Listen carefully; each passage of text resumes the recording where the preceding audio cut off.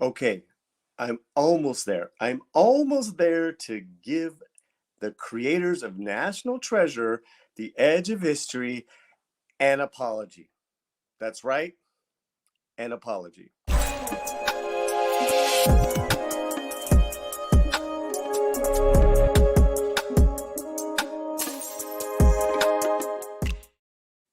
Paulie here on the Latino Slant, traveling during the holidays, but I want to keep my promise and I want to keep reviewing National Treasure each week by week. Um, Specifically because there was such a big reaction negatively towards the first two episodes that I had to some real promise in episode three. Well, dang on it, episode four called Charlotte pretty much has turned the show around. And listen, it could fall flat in the next couple episodes. It really could. But I have to tell you, this is another outstanding episode. Building off of the third episode, this one was called Charlotte. I'm just going to get right into spoilers for this one because now what can turn a show around? Which I think it's really incredible to see this happen.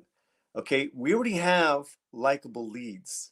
They just weren't given in my opinion, the best storylines and dialogue in those first two episodes. The female and the male lead, right? Jesse and Liam. Well, they are totally eating the scenery, whether they're with each other or not. And then, of course, there's a second step into their romance that was a great payoff. A lot of emotional payoff in this one.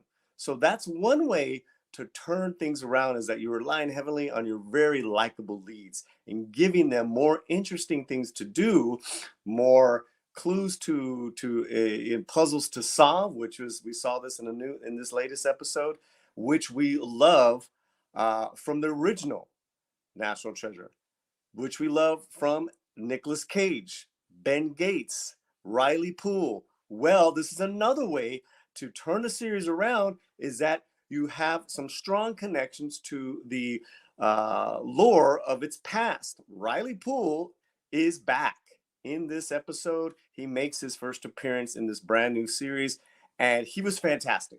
He was goofy and just successful, but also just kind of like always a step behind, just like he was with Nicolas Cage. And he kept saying to Jenny's character that you remind me of a very good friend of mine. And it was fantastic to see this tie-in. And it wasn't just a member berry. There's a lot of tie-ins to Ben Gates and Riley Poole, where they've been and what they're working on. Big time spoiler alert, they're working on the 47 pages, that 47th page Book of Secrets. Man, that was really exciting that was spilled. Wibberley's, you're knocking it, 2 episodes now, you're knocking it out of the park. So that was fantastic. The connections with the discoveries that Riley Poole had of Sandusky, where he says Sandusky had a clue room. I said the same thing, and look, I stand corrected. Sandusky's a clue room is fantastic, and even Riley Poole didn't know about it. Though that clue room was a great way to connect the old character Riley Poole and Lisette Oliveira's character Jesse, and they had to figure out how to get out because they accidentally locked themselves in, and they were losing air and losing time. Great setup. Old school. Love it, man. Love it. Also, too, the supporting characters were each given their due time and better business. So there was less any kind of political or social, signaling or like milk box, milk crate speeches. There was none of that.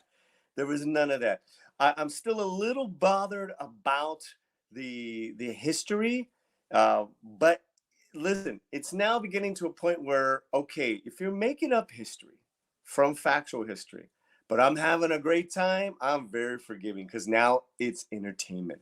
And you Wibberleys, you guys are there. I'm not gonna give it away. I'm not gonna take it away from you guys. I am not. I'm not. I wouldn't be honest, guys. I would not be honest if I did that. I'd be lying. I would be like, well, I'm gonna continue to hate this no matter what. I did not like the first two episodes. You guys know that. Third episode, I was like, okay.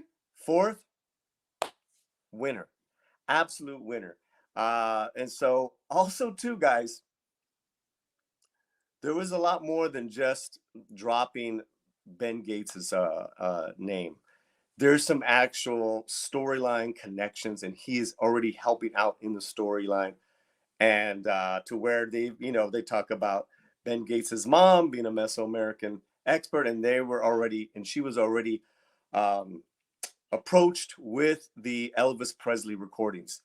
There's a great twist there, a potential like good guy is probably the bad guy. Maybe it's Liam, maybe it's the ex-boyfriend. I love that stuff. I love that stuff. I think the clues are already there. I want you guys to see it. If you guys are sticking with this, stick with this with me. Now, I'm paying for Disney Plus. The Disney Plus channel went up $10.99. So if you guys want, I would really appreciate it. Hit the super chat, hit the super thanks right now to help this channel out because I'm actually paying for this stuff. So yeah, it was like I said, those elements of turning a series around to such an entertaining episode, such a fantastic lead, and I really believe Lisette Olivera is a star. The other thing too with Catherine Zeta-Jones's character, we see that she's part of a bigger group, a bigger group, and they're not nice guys, and so that's very interesting as well. So that gave her some business. She wasn't in it a lot in this episode, but it was very very precise as far as what she was doing. There was a very few minor things that I was like, that I was like, okay, all right. And that, again, Catherine Zeta-Jones's female bodyguard takes on two jacked up assassins and disposes them with ease. It's like, okay, I think that's just part of the course right now for entertainment.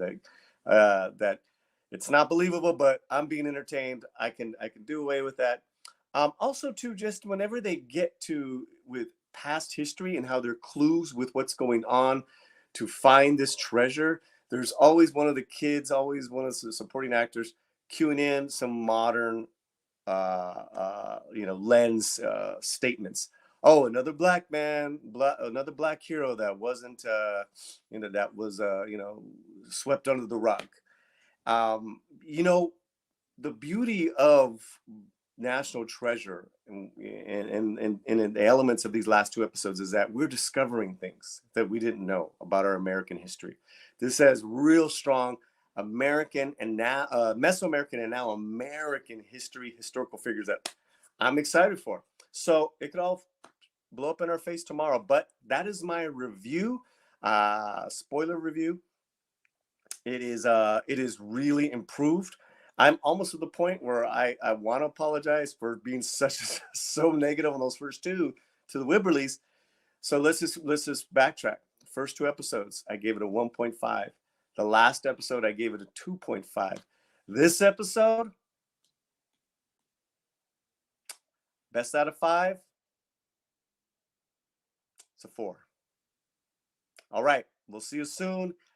Hit me with some comments. Let me know what y'all think. Again, I'm on the holiday road. Much love to you all. Love, peace, and I will see you soon. Bye.